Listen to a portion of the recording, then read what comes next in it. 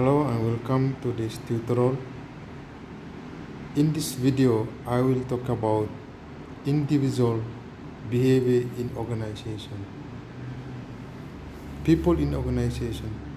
A starting point for understanding the behavior of people in organization, we first examine the basic nature of the individual.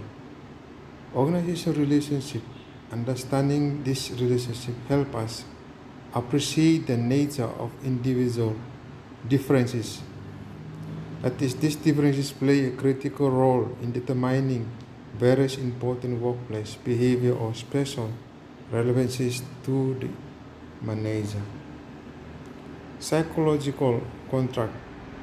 Psychological contract resembles a standard legal contract in some ways, but it is less formal and less well defined. Specifically, a psychological contract is a person over all set of expectations regarding what he or she will contribute to the organization and what organization will provide in return. Contribution from individual. So these are the contribution that the individual or employees or work people in the company always provide. So we can understand they have provide effort to do works of the company. They give the ability to work for the company and their loyalty to the company and their skills to the company, time and competency. So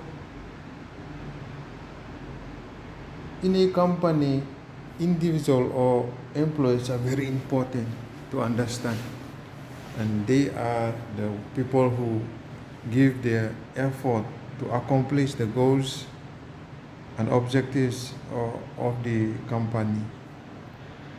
So their contribution to the company as an individual is their effort and ability, loyalty, skills, time and competence.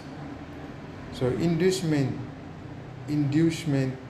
from the organization.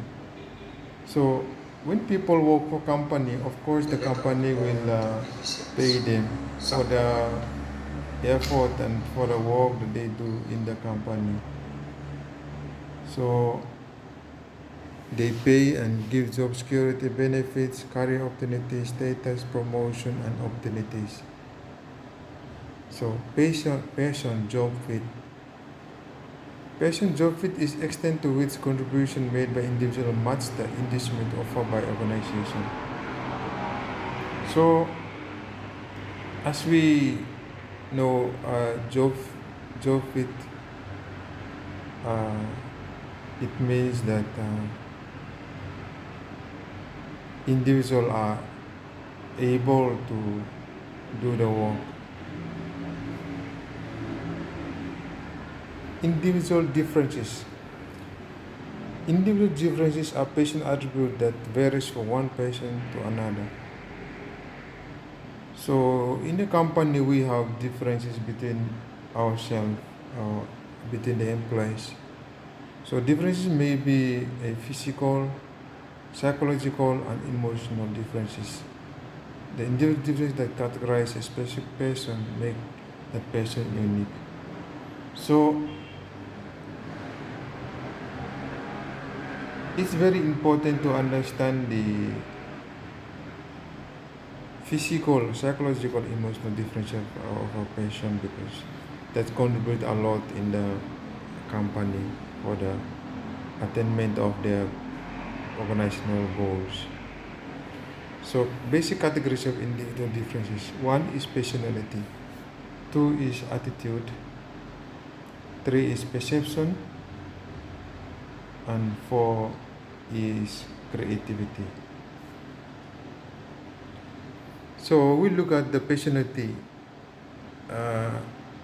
in the organization, personality of an individual and organization. So personality is a relatively stable set of psychological attributes that distinguish from one person from another. So it is very important that I say as individual in the organization, we must understand and we must know the personality of each employee in the company or individuals in the organization.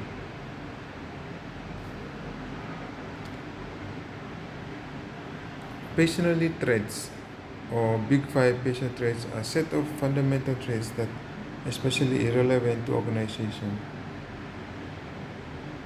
So what are the five big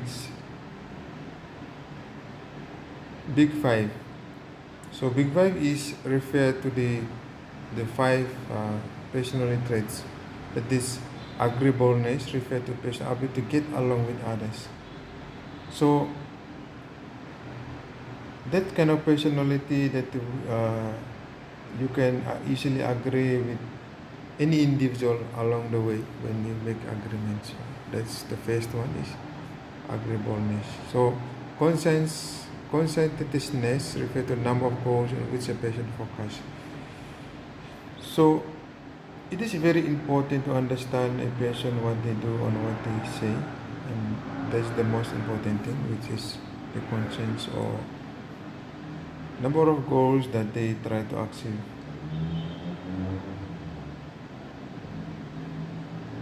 In their life or in the organization. So that's a personality. Neuroticism is characterized a person's tendency to experience unpleasant emotion such as anger, honesty, depression, feeling of vulnerability. So this is a personality that is coming. It's always is a personality that individual always experience unpleasant emotion. That is maybe they have easily get angry, they have high temper, or they have depression, feeling of vulnerability. So this is the personality of an individual. So number 4 is extravision. Extravision is a quality of being comfortable with relationships. Opposite extreme introversion is categorized by more social discomfort. So that's also one of the personalities that individuals have.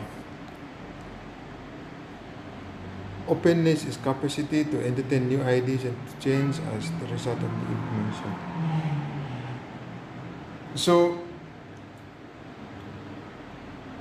the last personality is openness. Openness is a person or individual that can accept new ideas, new changes in whatever they encounter, whatever they do, they accept. So that is openness. So these are the very important personality of an individual we must understand. Emotional intelligence is extent to which people are self-aware, can manage the emotion and can motivate themselves, express sympathy for others and possess social skills. So EQ, it's more like emotional intelligence is like when we face emotional problems, psychological problems, we can do something to motivate ourselves as an individual to stand against or overcome the emotional feelings or emotional thoughts that we have in mind. So that's the emotional intelligence. So we look at the dimensions. Dimensions is have 3 dimension of individual. So self-awareness, managing emotions, and motivating oneself. So self-awareness, this is the base for other components. It refers to person's capacity for being aware of how they feel. In general, more self-awareness allows the person to more effectively guide their own lives and behavior. So as an individual in the organization, we need to understand and we need to be aware of our self-awareness.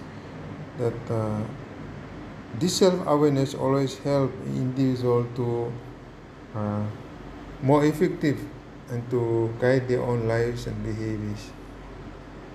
Managing emotion. This refers to person's capability to balance honesty, fear, and anger. They do not overly interfere with getting things accomplished. So it's more managing our emotion, our anger, and our fear. That is the one dimension of individuals.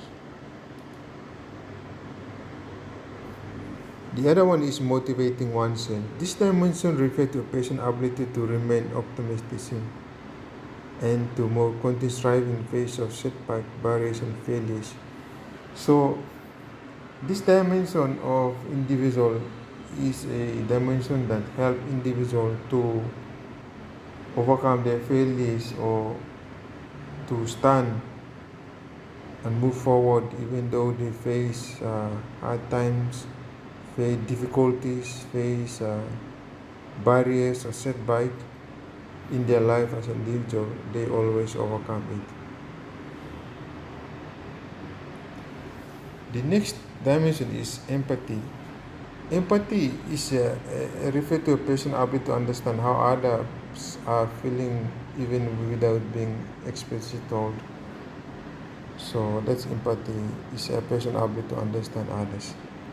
And social skills is referred to a person's ability to get along with others and to establish positive relationships.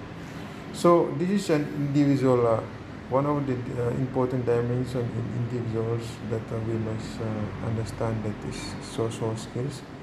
We must know how to be affiliated or connected or interacted with other people with a positive relationship, that we try to create a good environment or social environment.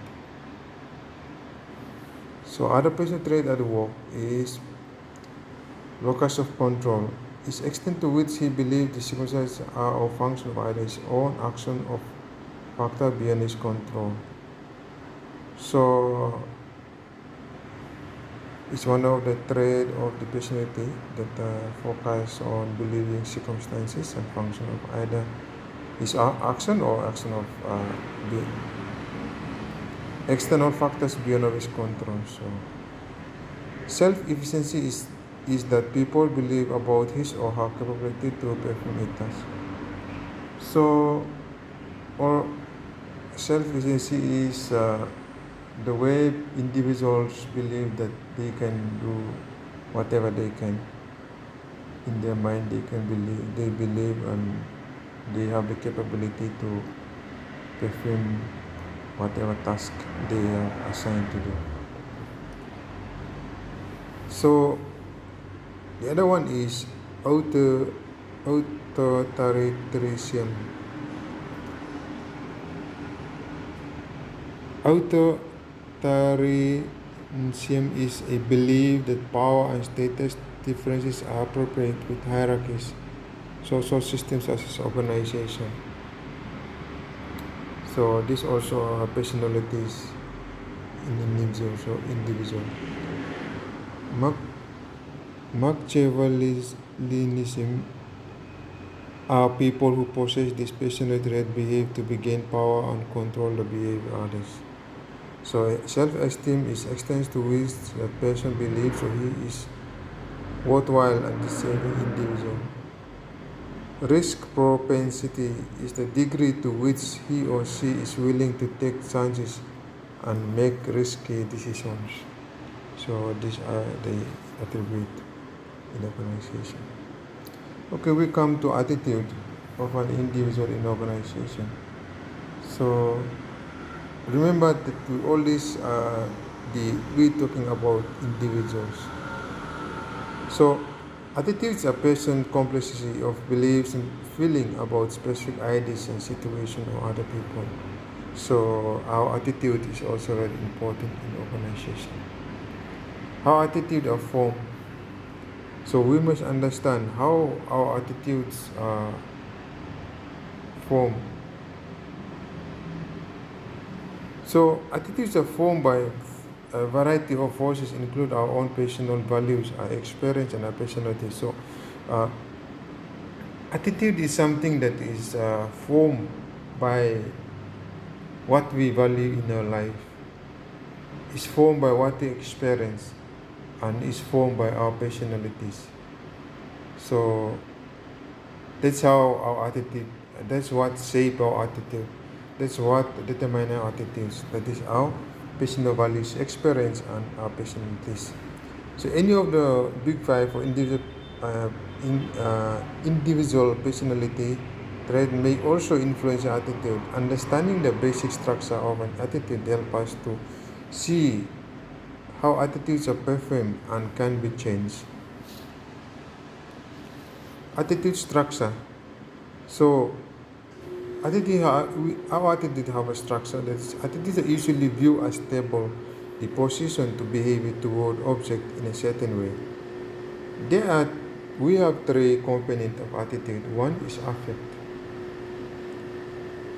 Affect is a person's affect is his or her feeling towards something. In many ways, affect is similar to emotion. It's sometimes something over which we have little or no conscious control. So that's one of the components of attitude. Cognition is the knowledge a person presumes to have about something. This knowledge may be true, partially true, or totally false. So it's also an attitude. Intention is a component of attitude that guides person behavior. So these are the three components of attitude. One is affect, two is cognition, and three is intention. So we must understand the individuals in organization. Cognition, cognitive dissonance. So what is cognitive dissonance? So cognitive dissonance is simply an anxiety a person experiences where stimulus is processing two sets of knowledge or perception that are contradictory or incongruent. So cognition also occurs when people behave in fashion that is inconsistent with the attitude. So it's a honesty a person experience. So that's a cognitive dissonance. So attitude change. So attitude change are not as stable as personality attribute. It can also change when the objective attitude becomes less important or less relevant to a person. So attitude can be changes. It's not like personal attributes we have. Attitude can change because it's determined by our experience, our personal values, and our personalities. So it can change. So key work-related attitude. One is job satisfaction. So what job satisfaction really means? It reflects the extension or to the extent to which people find gratification or fulfillment in their work. So that's job satisfaction. So you satisfied with the job you do. So organizational commitment. What is organizational commitment? So organizational commitment reflects an individual identification with an attachment to the organization. Perception in organization. Perception is a set of process by which an individual becomes aware of and interprets information about the environment. Okay, so we come to the basic perceptual process. Selective perception is a process of screening out information that we are uncomfortable with or that is contradict our beliefs.